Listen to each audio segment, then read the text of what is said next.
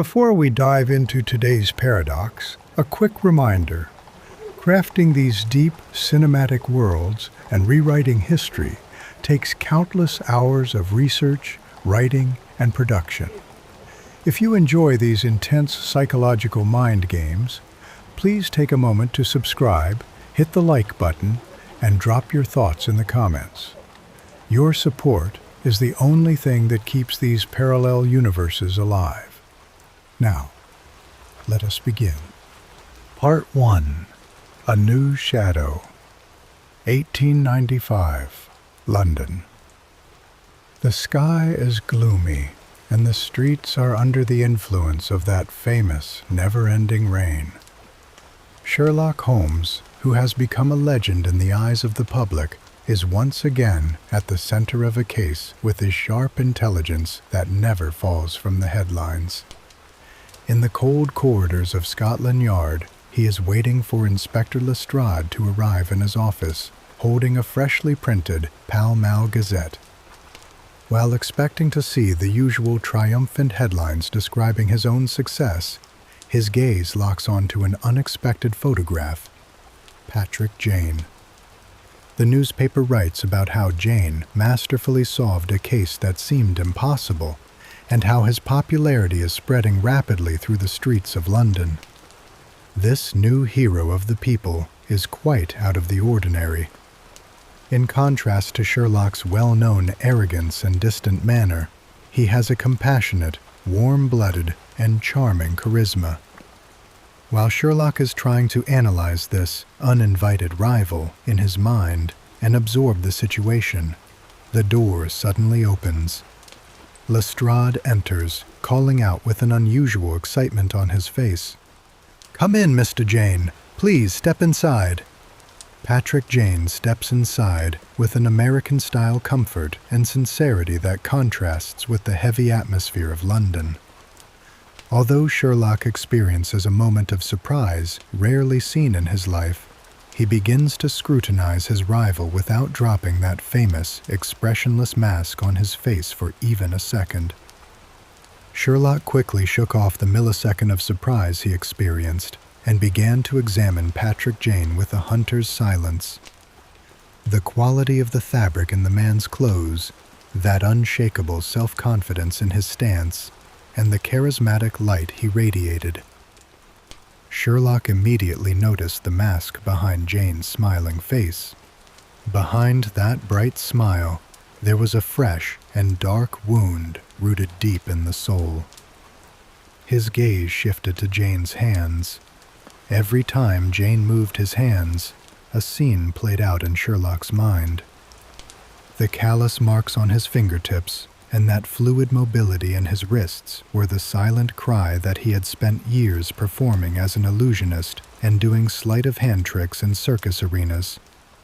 The expensive suit he wore, an American cut but worth a fortune, proved that this man was not just a performer, but also a master con artist who had built a fortune by exploiting people's weaknesses.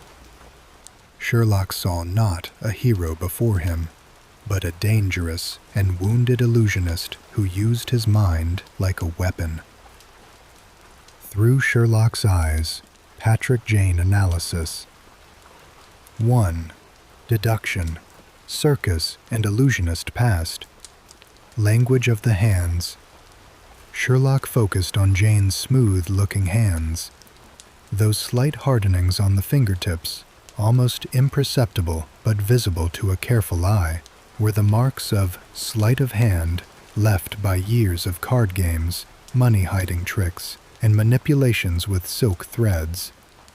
Jane's playing with his jacket and the rhythmic bending of his right-hand fingers as if hiding a coin without realizing it were irrefutable proof that he had performed as an illusionist on the stage in the past. 2. Deduction, quality suit and fortune, success or fraud. The suit Jane wore did not come from London's finest tailors. The cut clearly belonged to the west coast of America, but the quality of the fabric, a blend of fine wool and silk, indicated a massive cost. Sherlock realized this man was not just a traveler. Such high-quality clothing could only be financed by a healer or mind reader who exploited people's weaknesses and made vast sums of money by selling them what they wanted to hear. A single phrase echoed in Sherlock's mind: confidence man, con artist. 3. Deduction, the wound behind the smile. The charming and warm smile on Jane's face fascinated everyone around him. However, Sherlock's eyes focused on Jane's pupils and the microscopic twitch at the corner of his mouth. This was not true joy. This was a very professionally prepared mask. The dullness in his pupils was a sign of deep mourning and an unhealed wound. While Jane manipulated people with joy, he was actually escaping from the darkness within himself. Patrick Jane took a few steps toward Sherlock with that famous, almost hypnotic smile on his face. He hadn't missed Sherlock's protective manner in quickly rolling up the newspaper and leaving it on the table. Sherlock stood up. The difference in height and the contrast in posture between them intensified the tension in the room instantly. Jane extended his hand. Sherlock, though hesitating for a moment, took this hand out of politeness, or perhaps to analyze it by touch. Jane: I assume you know who I am, Mr. Holmes. Am I wrong? Sherlock, without taking his eyes off Jane's pupils, independent of the newspapers: Yes, I know you very well, Mr. Jane. Sherlock's extreme self-confidence while saying this sentence implied that he had solved Jane's circus past and his dishonesty. However, Jane caught this verbal attack mid-air and brushed it away like a feather. Jane: I know you very well too, Mr. Holmes. The newspapers were very helpful, of course, especially that tragic news about you lately. While shaking his hand, Jane tried to feel Sherlock's pulse. Sherlock's grip, harder than normal, almost as if he wanted to crush it, was not just a show of power, but an expression of suppressed anger. Jane did not see just a jealousy in the fierce look in Sherlock's eyes. There was something much deeper, much more familiar there. Jane's internal analysis. Mirror of grief. Before letting go of Sherlock's hand, Jane activated that famous mind-reading filter. Beneath that arrogant genius detective everyone saw, there lay a wreck that Jane knew very well. 1. Usurping anger and loss. The black mourning cloth in the front pocket of Sherlock's jacket was slightly worn.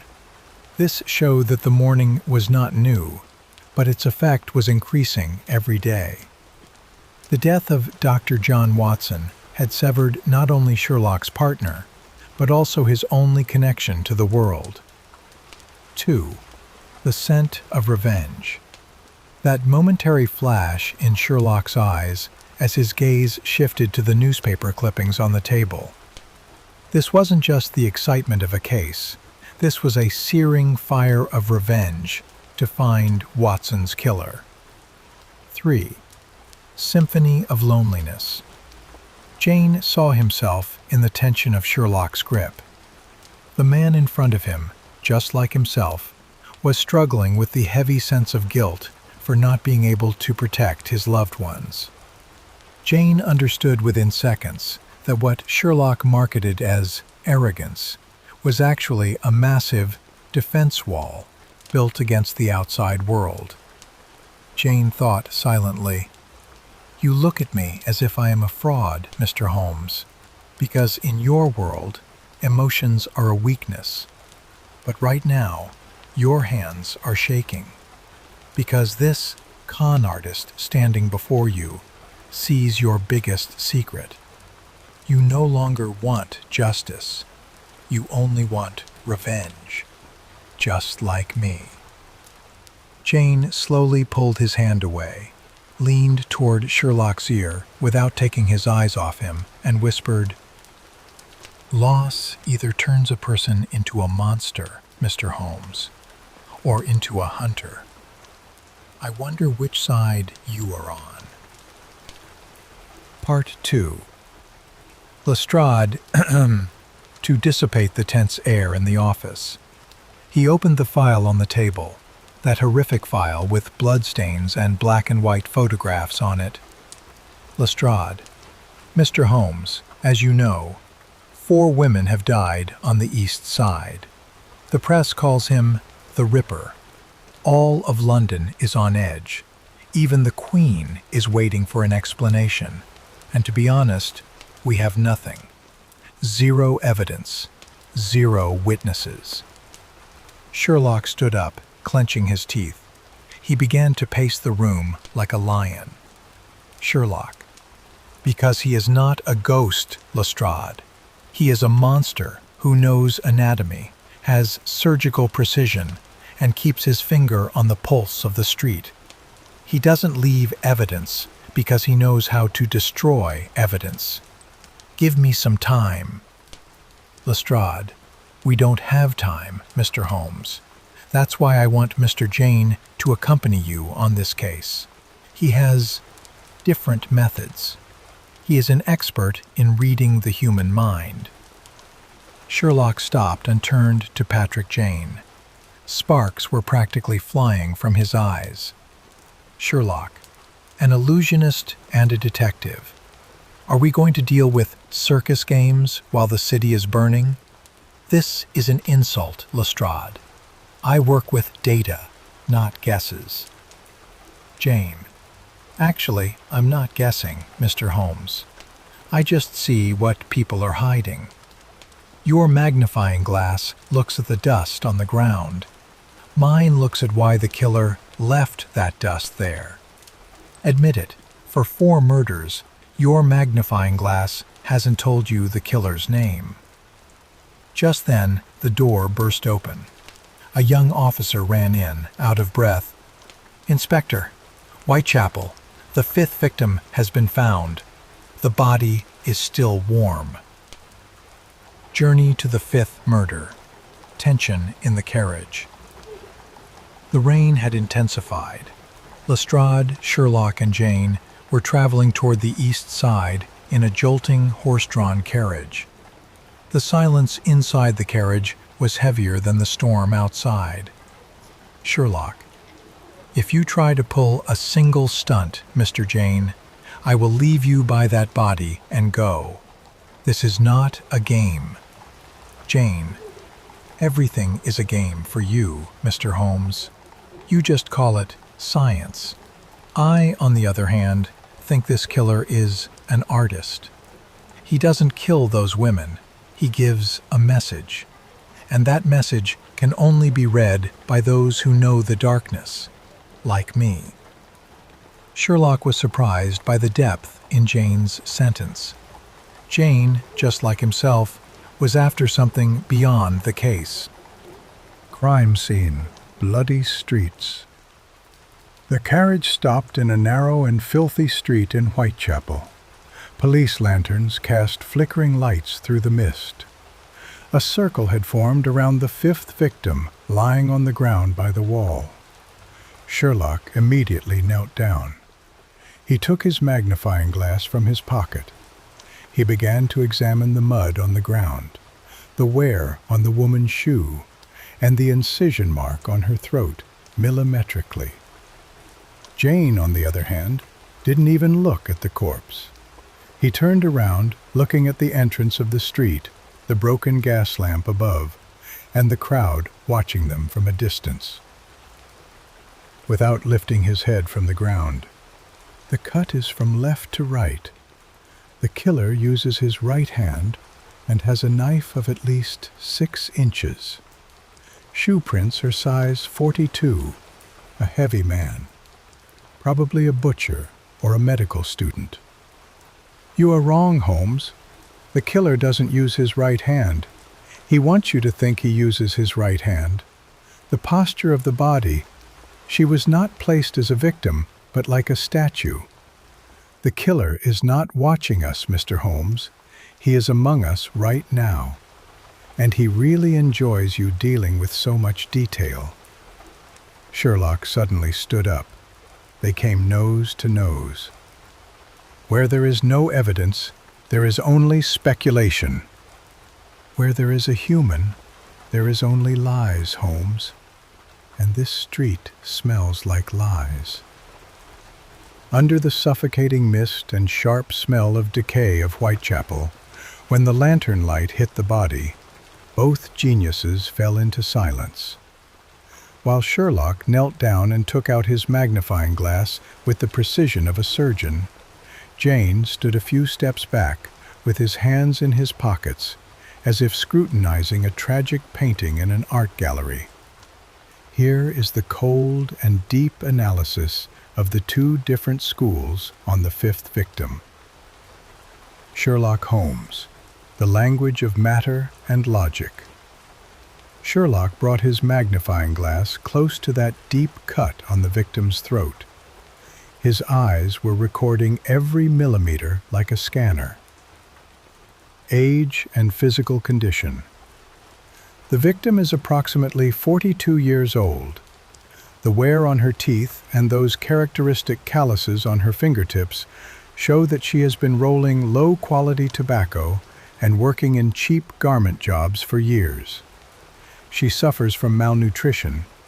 Her pale skin is proof that she lived in a basement that never saw the sun.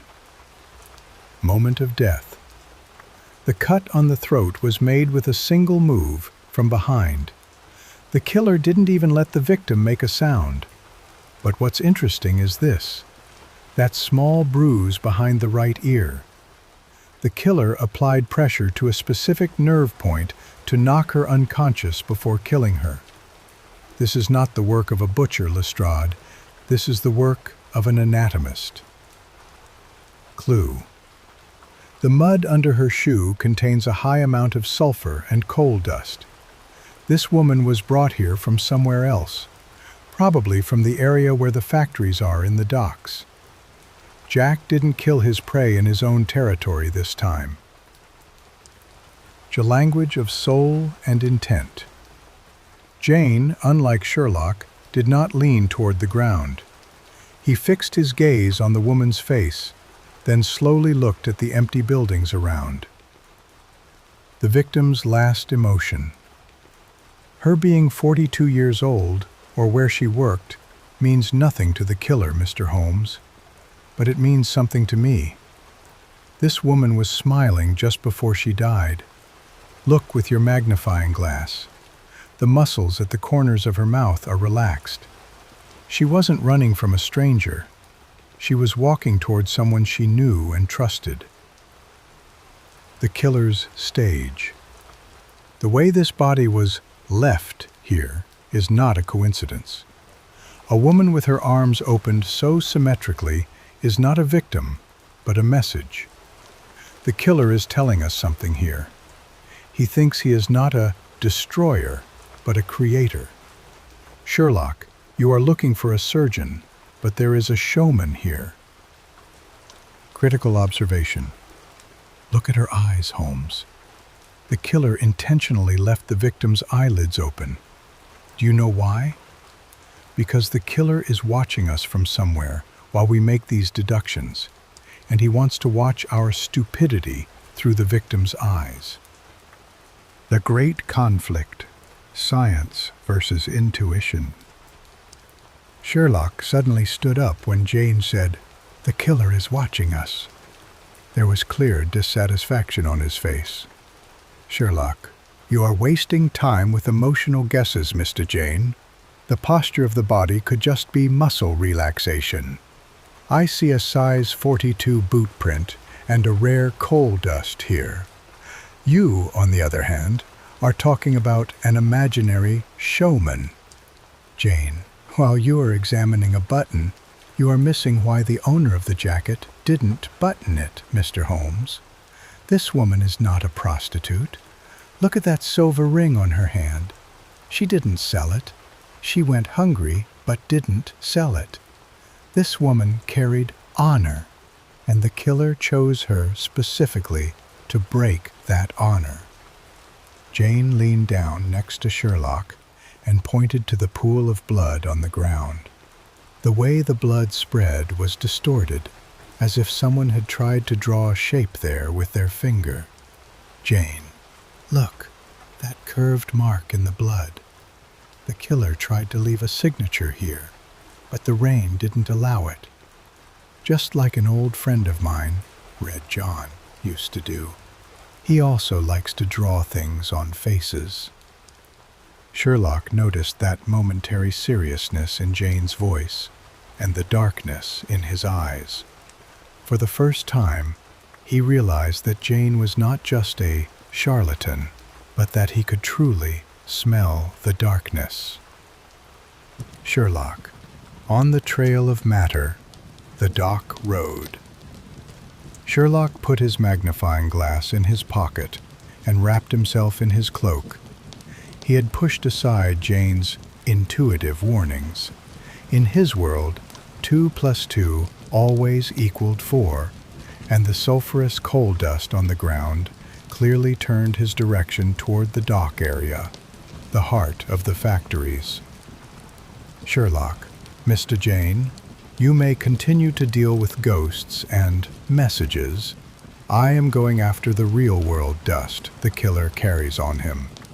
By tomorrow morning, when the bakers are distributing their bread, I will have found the killer's address. Giving a nod to Lestrade, Sherlock quickly disappeared into the misty streets. For him, this case was as concrete and solvable as a chemistry experiment. Jane, on the trail of reaction, the bait in the crowd. After Sherlock left, Jane turned to the crowd behind the rope surrounding the crime scene. Dozens of faces huddled under the rain, looking with horror and curiosity. Jane said nothing. He just watched. Unlike Sherlock, he knew that the killer was not at the docks, but here, somewhere in front of the masterpiece he had created. He waited like a statue for a few minutes. Then, suddenly, for no reason, as if he had noticed someone, he fixed his eyes on a dark spot at the very back of the crowd. That dangerous hunter's smile appeared on his face. Without waiting, he started to run toward the crowd with all his might. No one knew what Jane saw. Maybe even Jane didn't know. This was a complete gamble. Jane, to himself while running, "Come on, if you are there, you have to run. Guilt is like gravity, it pulls you down." This sudden and aggressive attack by Jane toward the crowd created a ripple among the spectators. While people fled left and right, a figure at the very back, wearing a tattered hat with his face completely in shadow, panicked. This mysterious man, thinking Jane was coming directly for him, suddenly turned around and sprinted toward the dark alleyways. Jane, "I got you! You can't escape!" Jane plunged into a narrow street after the man. This was a bait, but the fish had swallowed it. Jane had neither a magnifying glass nor a weapon in his hand, only an illusionist's foresight and a victim's fire of revenge. Scene 3. Sherlock and the Hand in the Shadow. The Docks. Sherlock slipped into the massive and abandoned hangar at the docks. The inside smelled of rust, sea salt, and dampness. Just as he was following the sulfur traces on the ground, he felt the movement of the shadow behind him. An attack was coming. Sherlock's mind, attacker is heavily built. Breathing is irregular. He has a heavy object in his right hand. The slight drop in his left shoulder shows his balance will shift to that side. Strategy. First break the balance, then neutralize. The moment the attacker made a move, Sherlock stepped aside. 1, Step. A hard blow under the ribs with the right elbow cut his breath. 2. Step. Pressure on the kneecap with the left foot. Restrict movement area. 3. Step. Neck lock and bringing him to the ground. Sherlock pinned the man to the ground in seconds and pressed his knee into his back. His gaze immediately shifted to the man's feet. Size 42 boots. Exactly the same as the prints at the crime scene. Sherlock, you are a bit too clumsy for Jack the Ripper. Speak. Why did you kill those women? Man. I didn't kill anyone. I just left the body there. I had to. They took my wife and children hostage. They said they would kill them if I didn't move the bodies on time. Sherlock felt the real fear in the man's voice. This man was not a killer, but just a frightened pawn. Sherlock, who threatened you? Who do you work for? Man, he told me, if that famous detective catches you, deliver a message to him. They just wanted me to say this. Professor Moriarty sends his regards. Sherlock's blood ran cold. This was not a simple murder case. It was the declaration that the chessboard had been set. Scene 4. Jane and the shadow of the smiley face. Whitechapel. At the same minutes, Patrick Jane cornered the man he was chasing in a narrow and muddy alleyway. The man suddenly turned and pulled out a rusty knife. Jane stopped and began to scrutinize the man. Jane, you are holding the knife with your right hand. You are truly right-handed. Whereas the Ripper was a lefty who made his victims look like they were right-handed. He was using a misdirection. You are not him. You are just a scared thief. The man jumped on Jane. While Jane dodged the moves with those agile circus movements, the man attacked again. Just then, an echoed at the entrance of the street. It was Lestrade's gun. The bullet hit the man in the chest. As the man collapsed, Jane immediately knelt beside him. Jane. Hey, look at me. Why were you there? What were you going to do by that body? A man gave me gold. Go, he said. Go to the body and draw a smiley face on the ground with blood. That's all he wanted me to do. I didn't kill. The money. The man took his last breath and closed his eyes. Jane was frozen. His heart rate increased. His hands shook slightly. That bloody signature that had haunted his dreams and ruined his life for years was now in 1895 London. What he didn't understand was that usually Red John's signature was seen first at the crime scene, but this time it was drawn on the ground in an indistinguishable, faint way. He looked into the distance. Jane. Red John. You are here. Chapter Finale. Silent Symphony at 221B. The corridors of Scotland Yard were empty, with only the sizzle of the gas lamps remaining. Sherlock and Jane had spent hours in Lestrade's office examining old files and those messaged murders that happened today. The table was filled with blood-stained maps, victim photographs, and notes where the names of Moriarty and Red John were written side by side. Sherlock suddenly closed the file. On his face was a fatigue too deep to pass with analysis. He wrapped himself in his cloak and headed for the door. Jane followed him silently out into the street. The rain had picked up speed, darkening the stone streets of London. Sherlock stopped when they reached the Baker Street turnoff. Without looking at Jane, his eyes on the misty street, he spoke in a low voice.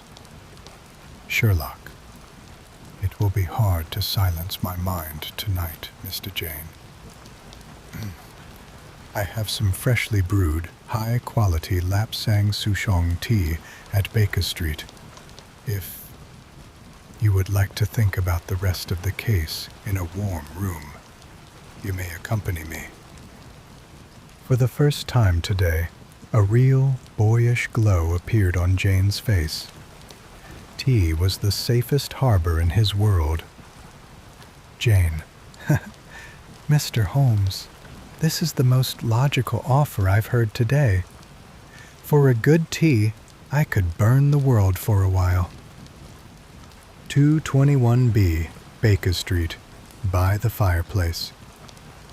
Soon after, they were in the famous sitting room of Baker Street. The only sounds in the room were the crackling of wood from the fireplace and the rain droplets hitting the windows. While Jane warmed his palms with the heat of the porcelain cup in his hand, he instinctively sat in that famous, empty armchair in the room, Dr. Watson's armchair. The steam rising from the cup softened the tired lines on his face. He took a sip of tea and closed his eyes, enjoying the peace. Sherlock, on the other hand, took his violin in his hand in the corner. He said nothing. He did not object to Jane sitting in Watson's place, perhaps even felt a secret satisfaction that the void was filled.